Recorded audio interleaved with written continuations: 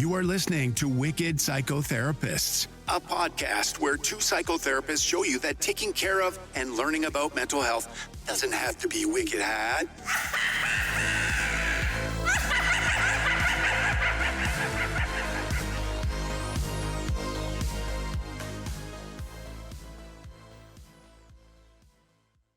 Hey everyone, this is Tanya. Hi, this is Erin, and welcome to Wicked Psychotherapists.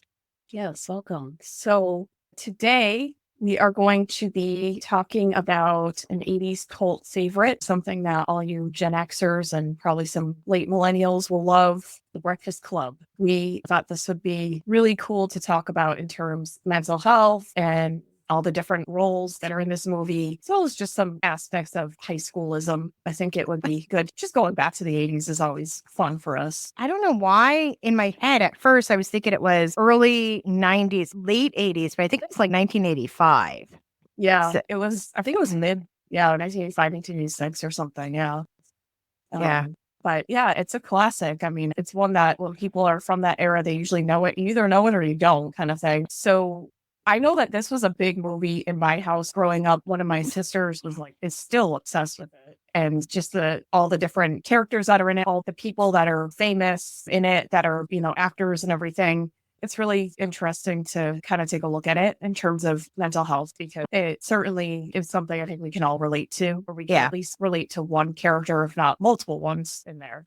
But I did want to ask, first, how do you feel about the movie? What's your take on it? Like, when did you first watch it? Any memories of watching it?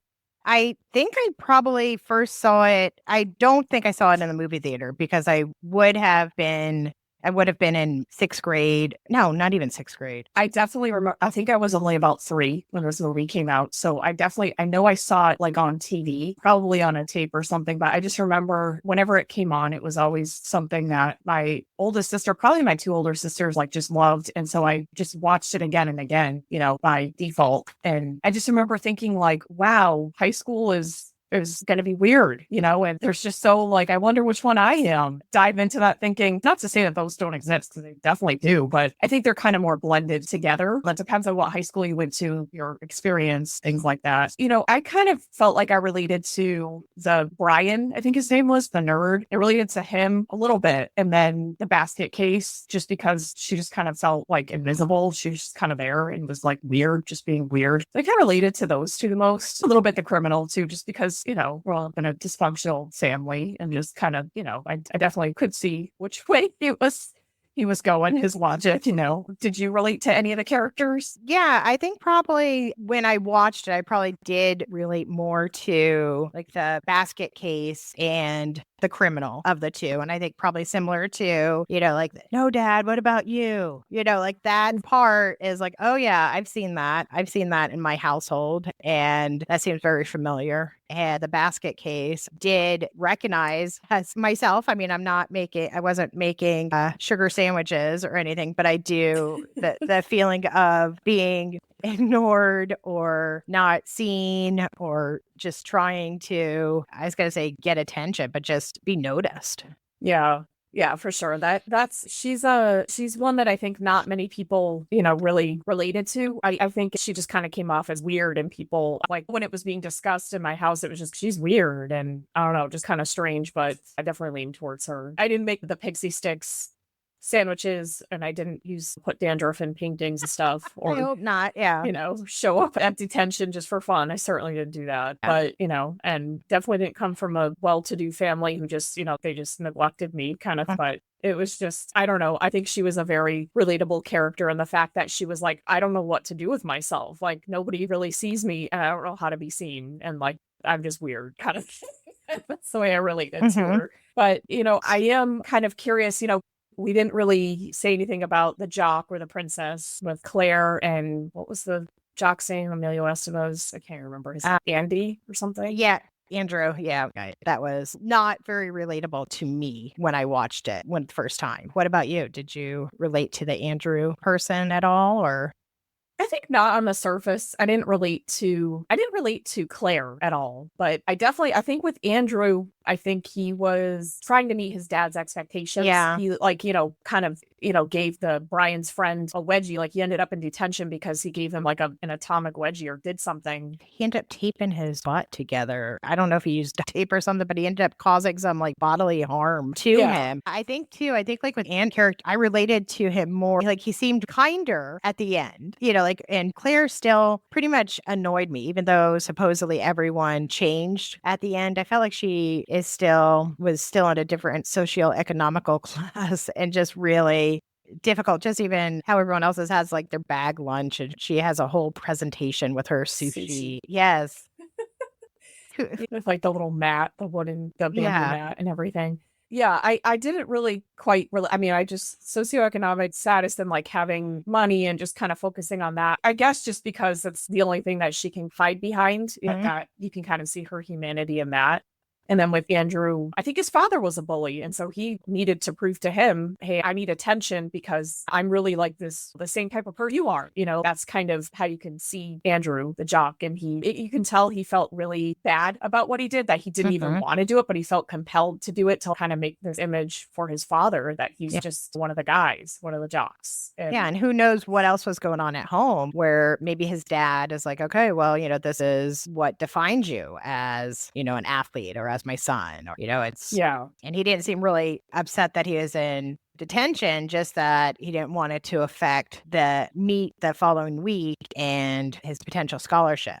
But Andrew himself was like, I hate it. Like, I hate, he just kind of hates everything about this role that he's been given. And, I think similarly with Claire, I think she's, this is kind of what I have and I can't let anybody see behind it kind of thing, which was why it was such a big deal when she did the whole lipstick trick. It was like a vulnerability of her showing some side of her that maybe would have looked uncouth or whatever in a different light. And so it was really interesting to me because I don't think I could relate to them when I was growing up at all, but actually looking back, I can see that they were all just kind of hiding behind what they were given. It was kind of like Claire and Andy were the two that were given the most power seemingly in the school, but they didn't even like the roles that they had. And they really didn't have much else because they didn't fit in anywhere else.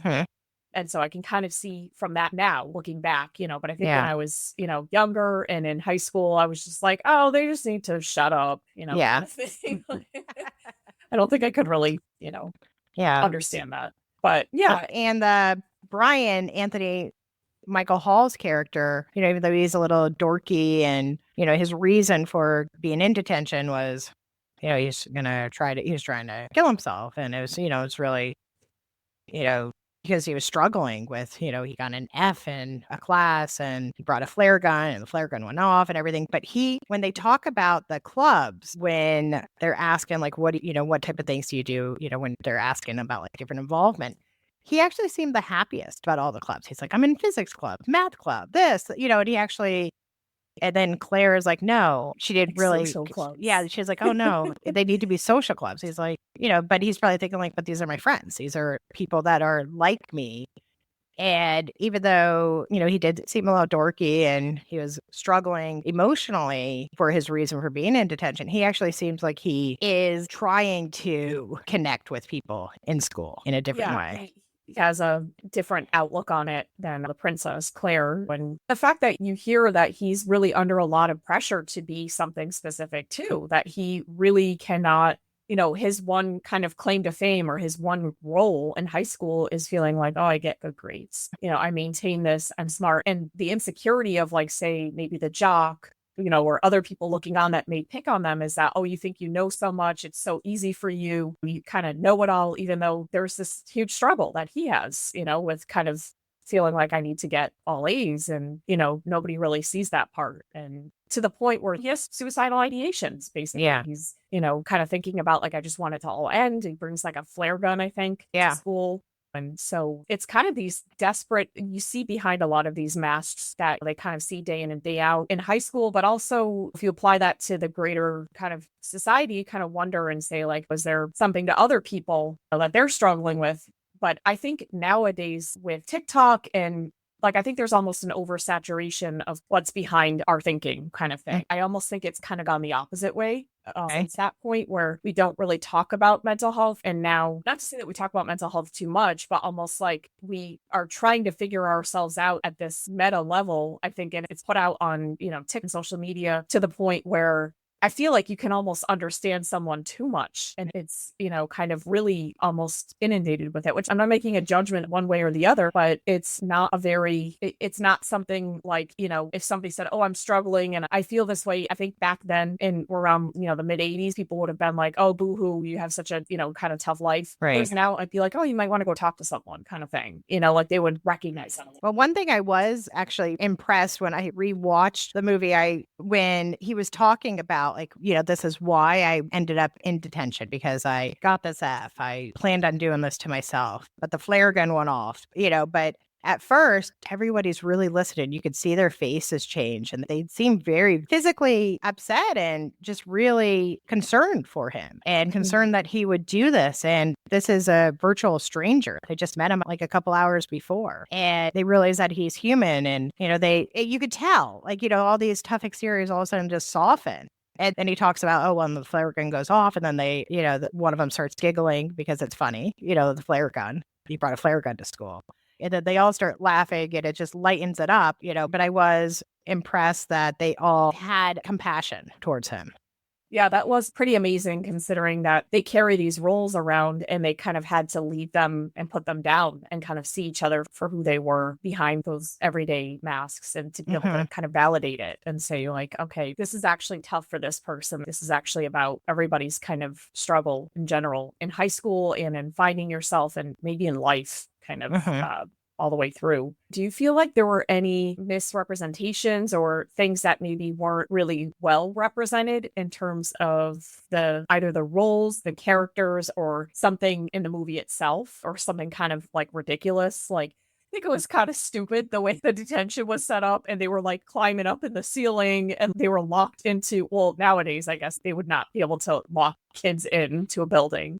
And how almost violent the principal was towards like he really got incited by the criminal. Maybe back in the mid 80s, that probably was not all that unrealistic. I guess it's kind of more in terms of like nowadays, that would not happen. That would be a lawsuit waiting to happen all around. Well, it's also, there probably are a lot of things like if you're in a Saturday detention, of course the teacher doesn't probably want to stay there too. It's like, I'm not in detention. Why do I have to be stuck with these idiots? But you would think that there would be some oversight. And that was kind of, you can't sit here, you're just sitting here, you can't get up.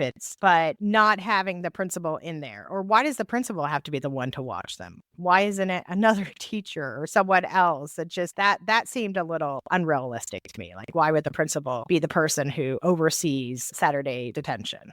Yeah. And the fact that their characters are so defined. They're in these like very extreme categories. Like there is the nerd, the princess, the criminal, the basket case. You know? And I just think it's very much nowadays, it feels like it's more kind of blended. Although I still think there is definitely cliquey rules. Oh, yeah. I think there's always going to be cliques. I think there always has been cliques. I think there always will be. It's just kind of how people think. And, like even going back to like the movie Grease or even before that, like there's always been people who different, like you like this type of music. I like this type of music. You like that, you're in the same team of sports as I am, whatever. It's very, and that people are kind of drawn to attracts like instead of venturing off. It's kind of scary sometimes for people to be friends with someone who might like something different than them, or their friends might not be in the same group as. So I think this movie tried to show, okay, well, you could bridge that gap of you don't have to stay in your little cliques all the time. And which, it is so extreme. It's like, even with the little uniform, like, okay, well, I'm wearing my wrestling jacket. I'm looking like a princess. I'm dressed very, criminal-ish. And it does seem like the Judd Nelson character, well, probably all of them were really just wanting some sort of I was going to say notoriety, but just wanting to be noticed by someone.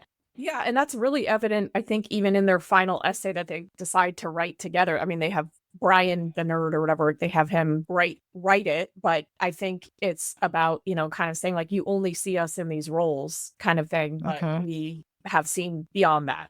kind of thing. So even in the expectations from adults and people on the outside and kind of this, social identity, how you define yourself, but saying like, is that really all that we are, and is this what we kind of live off of? Do we start to see beyond that? Yeah. It's really interesting because if you've ever been to a high school reunion, I think nowadays you can see on social media, if you're friends with anybody, you can see there's big differences in how people used to be versus who they are, because I think they were able to explore themselves, maybe in college or after high school, whatever they decided to do. Hopefully they've been able to explore different parts of themselves and realize, oh, I'm not just a job. Oh, I'm not just this. I'm not just that. Right. And, and to be able to diversify that and to say, hey, I'm actually like kind of complex and I'm made up of things, that are more than just one category or a couple of categories. Yeah. I do still know of people that still do define, like if I see them from high school or if they happen to message me on, I don't know, Facebook, which I don't even use anymore. But if they do, they still think of me as high school Tanya. They really don't want to know me beyond that.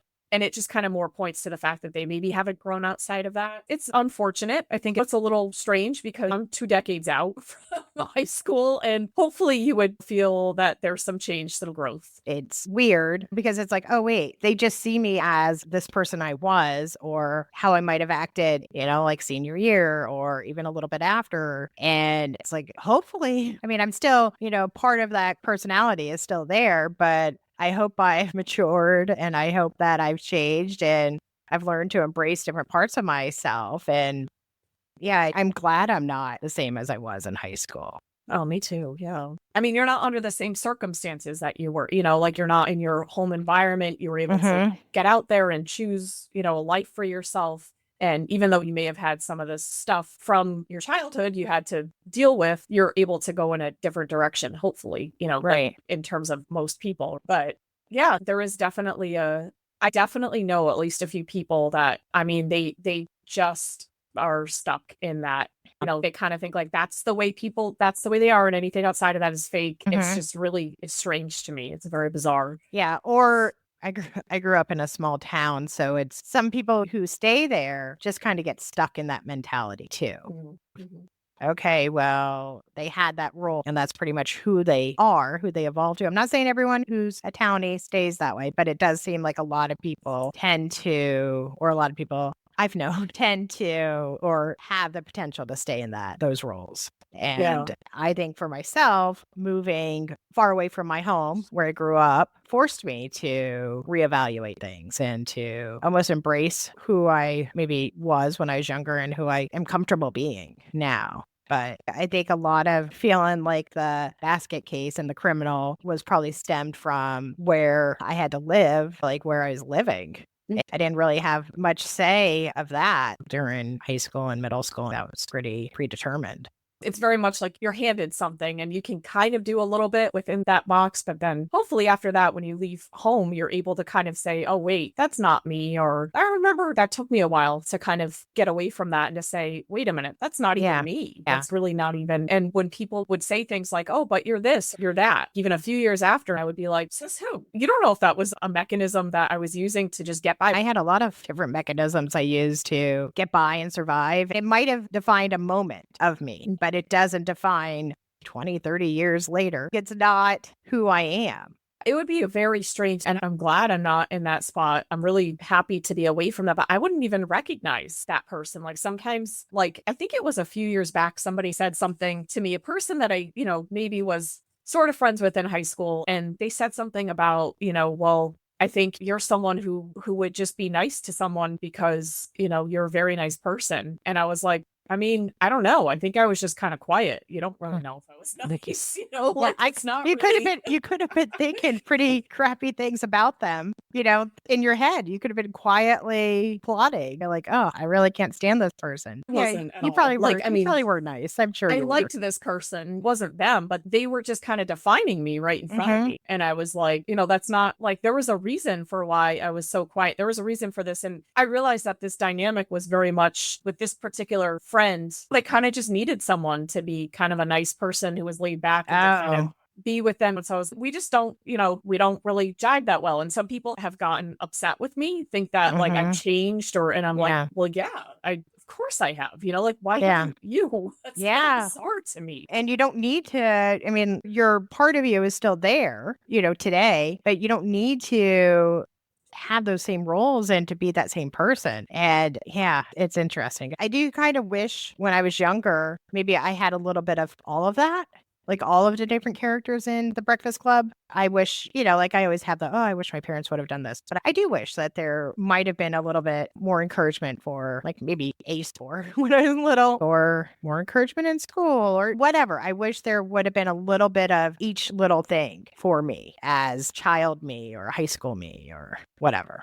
Yeah, I can see that. Kind of like a little bit of each of them kind of makes someone who's well-rounded sort of thing, because they are in the extremes. And yeah, I mean, it definitely, I think, kind of puts you behind the curtain to saying, okay, what role do you play? I think it's a little different now with social media. I think you can add in more aspects of your personality.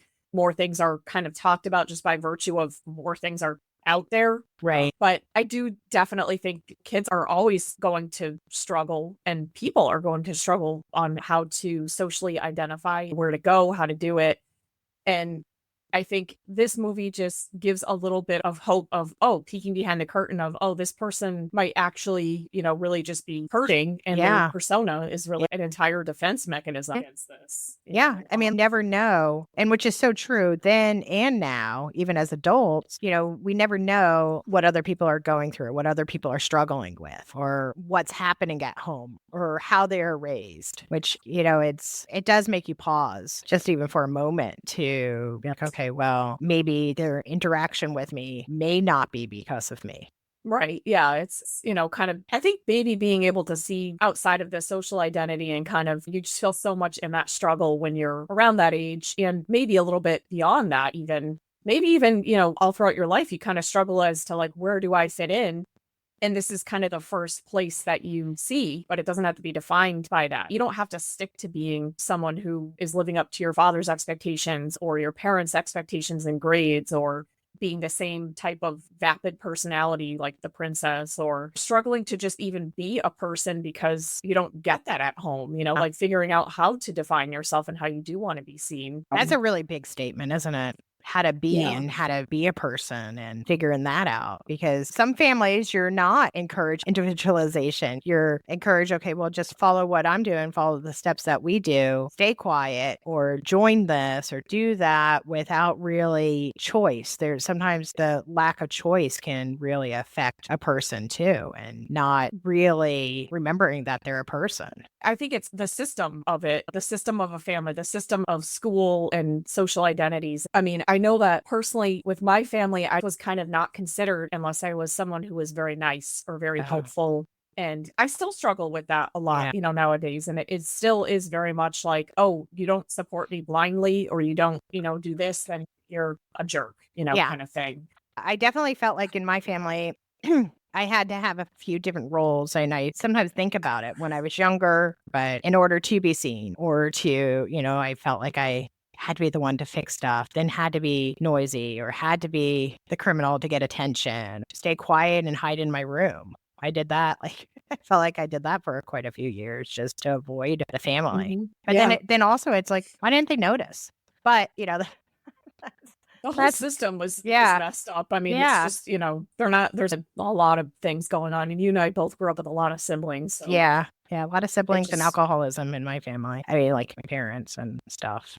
Yeah, a lot of things I think that can apply to, high school or just society, right? That depending on where you see yourself or how you've been treated, you'll start to project that onto the world. And it's about, maybe noticing that, hey, I don't have to be this, or maybe this isn't me, but maybe this served a purpose for this system, like high school or your family, and say, it's not actually me.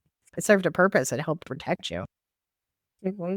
Yeah, absolutely. I realized why I, selected mutism, why I couldn't say anything. If I said anything and it was out of line with people that needed to hear particular things or needed me to not say anything, it became almost like I just got this message that, it's just better to say nothing, absolutely nothing, because anything will get you into this point of being a bad person or being labeled as, I don't know, just these very negative things. I absolutely feared. And it was completely, when I would try to bring that up, it was just completely invalidated. It still is to this day. So I just don't say anything. Yeah. In regards to that. It is interesting how other people's perceptions or what they view as reality is so much different than the person who lived it. And like, just as you were saying that, I remember like so often, like when whatever chaos or whatever was happening in my household, just hiding in my room with my big golden retriever and like one or two of my cats and just staying there and just, just because there weren't people always that I felt like I could talk to or notice me. And I think that's again, being drawn to the basket case for lack of a better word for that person. Yeah. But it's hard. It's hard when there's chaos. And again, in the high school environment, like that movie is in, all kids, it's not every single kid's job to be like, oh, wait, is there dysfunction happening at your house? Me too. Let's right. Sometimes it does find. I mean, I know I did have quite a few friends that had similar family and similar experience, but it wasn't like we did a job interview. It just happened that, I don't know, maybe drawn to each other or noticed the sadness or the whatever it was. It's just something you have the markings. Yes. You don't get talked to at home. Or everything gets piled on you, and then they say like, "Don't talk." Or when you do finally yell or scream at home, it's like, "Whoa, what's that?" Like, you're crazy. Wow, crazy. Slow down. You must have a lot of anger issues. It's like, well, it's 15 years of like whatever age you're at. It's like I gotta let it out somehow. It's gonna come out in a very odd, bizarre way, but. Again, it's not knowing each other's context, and that's what really, I feel like that's what is really important in mental health, is understanding people's context, not to make an excuse, but to understand how can I best represent this and what I want to say, what I want to communicate, who I want to be. Yeah. And how I want to show that, or should I not engage in these things? And I think that is a good takeaway from this movie to kind of say like, oh, you can see a common thread between all of these kids and all of people, that are in this environment that where they're supposed to be defined and take on these roles. Yeah. And I think that's also what was so interesting and almost shocking at that time, because you look at them physically, they all look different. They all come from different places. They all have different friend groups. But after 8 hours, they ended up managing to go deep and kind of cut all those layers and figure out like, oh, wait, we all have this little level of dysfunction that we're dealing with. And this is how we process it at school, or this is why we overachieve or underachieve, or we bully, or we, it's interesting. And I still think the movie held up. I ended up watching it this morning before our taping, but it still holds up. I mean, the music is great. And I think I've been singing the Don't You Forget About Me song for the past week. And I mean, I don't think I realized how old Judd Nelson looked in the movie until I'm watching it as an adult, because as a kid, I remember watching it and thinking like, oh, he's so dreamy. Again, we all know my experience with, I mean, come on, Niles from Frasier. But I remember thinking like, oh, wow, he's so dreamy. But I was kind of torn because I already had a big crush on Emilio Estevez because I loved Outsiders. So I don't know if he'd already been in Young Guns, but I already was like swooning over him. And then, but then I remember like as a kid thinking like, oh, Judd Nelson is so, cool. But then watching it as an adult, I was like, holy cow, he looks old. And I had to Google it, and he was 25, but oh, wow. Molly Ringwald was 17, and Anthony Michael Hall was 17, and Ali Sheedy and Emilio Estevez were both like 22 or 23. But he must have been sounds about right. But he looked like a very old 25. But also, they didn't have as much filtering as they do now. They probably didn't have like all the different lenses while they're filming, and so everyone's airbrushed and they were probably trying to make him look kind of like trashy and everything. So when you go back, you almost kind of think, now, like if you were seeing it first time now, you might think, oh man, is this guy going to end up being that he's not even going to high school? He's just weird adult. Yeah. It's like going back to school. Yeah, like 21 Jump Street. Like sometimes when you looked at it, it's like Richard Grieco looked like he was like 50. You know, like some of the Yep.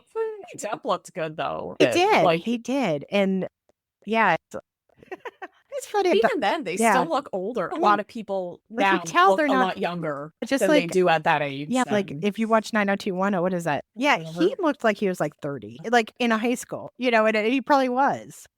And so was Andrea. Or she was very much. Yeah, she was 30 something. I think she was the oldest person, But and she was like, she kind of looked really old, but they also dressed her like a school marm. yeah.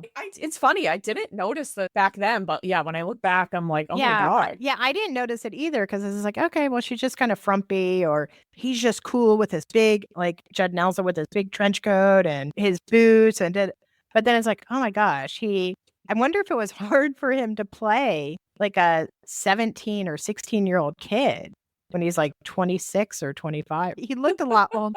Like, watching it, I was like, holy cow, he looks so much older than everybody. So he'd be like in his 60s now. Yeah, I think he is. I don't know. I don't know how old he is. The last time I saw him, he made a guest appearance on 2.5 Men with Charlie Sheen. Wasn't he in like St. Elmo's Fire, or was that Rob Lowe? Maybe it was Rob Lowe. He was in like, I think Charlie Sheen was in like Platoon. Yeah, he was always kind of like a scruffy, like, badass kind of guy. Yeah. That didn't follow the rules. And it's the same in 2.5 Men. Yeah, that's the last time I saw him, which is probably like 15 years ago. I don't even know what else he's been in. I was trying to see if I don't know. It's funny. I was thinking this morning, I was like, oh yeah, okay, Judd Nelson. He did all of those movies with the kids being taken.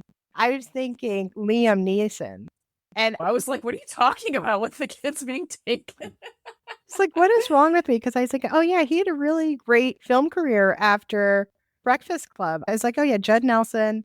And then I was thinking Liam Neeson's name was Judd Nelson. I had like a weird Nelson. I just had like a weird brain flop this morning. But so age, he is 64 years old today. I mean, not today. His birthday is in November. But yeah, he's 64 years old. Wow. Judd Nelson, not Liam Neeson. I don't know how old he is. It's so strange to just kind of look back and just to know the ages of people that you thought were like 16, although apparently they were 25 even back then. Yeah. And then you're already watching the movie. Like, I think I was watching it in the early 90s. So that's even like 7 years after. So he's in his 30s by the time I was watching it. I'm thinking he's like 16, Yeah, I must have watched it because I think it came out in 85. Mm-hmm. And so it was either 8th grade or freshman year was probably the first time I watched it. So yeah, I don't think that would be pretty inappropriate. It was probably on like whenever it came to TV. Yeah, it seemed like things came to TV quicker, but maybe they didn't. We didn't really go see things in theater too much. I mean, I remember seeing E.T. in the theater, but I don't know. All very, all this talk about mental health, the 80s, and how old people were is just so Gen X. It is, isn't it? Very existential. We're very existential thought process of what was, what could be, what. Yeah, it is very Gen X. This is a really good. You should. You know what? We're not apologizing for this because you should be. They say other generations just the greatest generation, but But enjoy it. We're trying to educate you on mental health topics that you might not be aware of. Yeah, or know you need. That given perspective of Gen X. That's a Gen X movie, if ever there was one. Oh, yeah. It's that, and I don't know if we'll ever do it. The Better Off Dead movie kind of always was one of my favorites. I think that was a John Hughes movie, too. Is it Matthew Broderick? Like, I want my $2. Like, the guy's, like, chasing him. Oh, I remember that. Yeah. Maybe others. If you guys think we're going to stay current, we're going to always go back to the 80s or 90s every once in a while, just to throw off the scent. I have heard that a lot of people are going back to, let's watch some of the classics. Like, and a lot of people are, because just like with music and stuff, it's important to know generations and different things. I think one generation after the next is a branch off of the other. It's a response from the other generation. So it's kind of good to know like where everything echoes and I mean, it's history. So, Gen X, get to know them. Yeah, that's true. Say hello to one if you work with them or if you are one. It's good. Actually, I'm a very late millennial, we will let you in. We will let you in. You like the Golden Girls and you understand. Yeah. I definitely grew up with a lot of Gen X influence. Well, all your families are Gen X too. So you probably by default. And yeah, it's weird. The two oldest or the three oldest, I guess, are very much Gen X. But yeah, me and my twin sisters, we were like early 80s. So we were kind of in between. I don't know, because you see some things, it's like, okay, I've seen some that say up to 88. Then I see some that are like, nope, 79. It's really weird. Just by the feel, though, I would say I can definitely relate to millennial culture to a degree, but I don't feel like that's what I feel like I'm kind of half in, half out. Yeah. But, and don't really feel, I don't know. It's weird. I guess it depends on who you're around, maybe, that you kind of feel that way. Yeah. The millennial generation is so long, too. I mean, it seems like it goes like, what is it, like 15 years? It's like a long span. Oh, is it? Yeah. So maybe that's kind of part of it, is that everybody kind of feels a little millennial. Maybe. Yeah. Because there's just so much that happened, I think, technologically and with social media. So people probably, that changes a lot.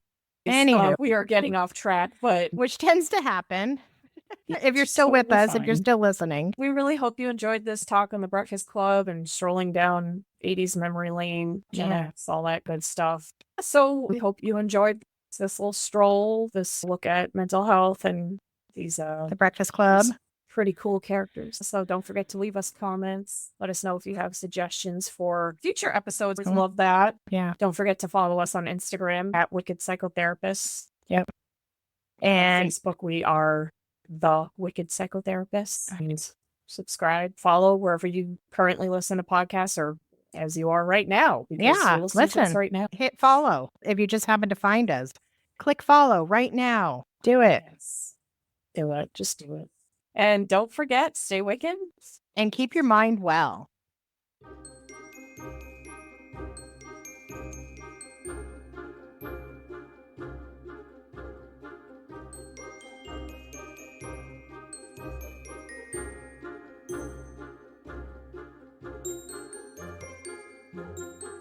My butt.